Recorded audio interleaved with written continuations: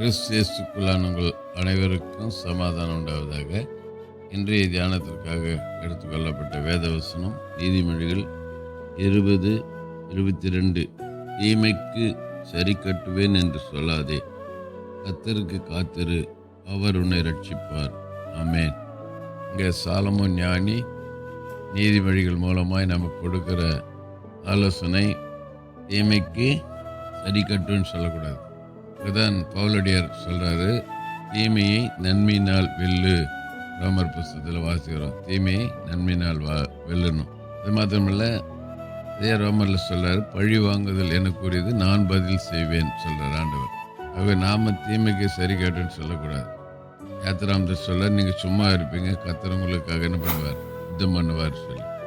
ஆகவே ஆண்டோடைய பிள்ளைகளாகிய நாம் தீமைக்கு சரி கட்டுவேன் சொல்லக்கூடாது. ஆண்டவர் கூட பாருங்க, தீமைக்கு தீமை செய்யல, அவர் தீமைக்கு பதிலாக நன்மை செய்தார். அவரை பின்பற்றுகிற, நமக்கு முன்மாதிரி வைத்து போகிற அவருடைய அடிச்சுவடுகளை தொடர்ந்து நடக்கிற நாமும் கூட அவரை போல நாம் தீமைக்கு சரி கேட்டுன்னு சொல்லக்கூடாது. தீமைக்கு நன்மை செய்யணும். சத்துருவை நேசினார், துன்பப்படுத்துவர்களுக்காக நிந்திகளுக்காக ஜெபியுங்கன்னார்.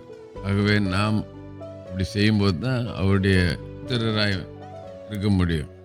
ஆகவே ஒருவேளை இதுவரைக்கும் நாம தீமைக்கு தீமை சரி கட்டியிருந்தேன், இன்னைக்கு ஆண்டு சமூகத்தில் மன்னிப்பு கேட்போம். ஆண்டவரே, இப்படி வசனத்தை தெரியாம நான் செய்துட்டேன், இனிமே தீமைக்கு தீமை சரி கட்டுவேன்னு சொல்ல மாட்டேன். அதுக்கு பதிலாக நான் உம்மிடத்துல ஒப்பு கொடுத்துடுவேன், உமக்காக நான் காத்திருப்பேன். அதை கீழே சொல்றாரு, கர்த்தருக்கு காத்திரு, கர்த்தருக்கு காத்திரு, அவர் உன்னை ரட்சிப்பார். அவர் நம்மை ரட்சிப்பார், நம்மை பாதுகாப்பார், நம்மை பலப்படுத்துவார். ஆகவே தீமைக்கு தீமை சரி கட்டாதபடிக்கு கர்த்தருக்கு நாம் காத்திருந்து இந்த தீமைக்கு பதிலாக நன்மையை பெற்றுக்கொள்வோம். தொடர்ந்து ஆண்டோடைய வார்த்தை நம்ம கேட்கறது மாத்திரம் இல்லை, அதன்படி செயல்படுகளை இருக்கணும். செயல்படும் போது நிச்சயமாக இந்த வார்த்தை நம்முடைய வாழ்க்கையில் அது கிரியை செய்யும். ஆகவே செயல்படுவோம். கர்த்தர் நமக்காக யுத்தம் பண்ண அவருக்கு நம்மை ஒப்பு கொடுப்போம். ஜெபிக்கலாம். நேசிக்க நல்ல தகப்பனே, நல்ல கொடுத்து நல்ல வார்த்தைக்கு நன்றி. வார்த்தையை பிரகாரம் நான் தீமைக்கு தீமை சரி கட்டாதபடிக்கு தீமை நன்மையினால் வெல்ல முடியாத கர்த்தர் அந்த அனுபவத்தை கிருபைத்தார். இயேசுவின் நாமத்தில் பிதாவே, ஆமென்.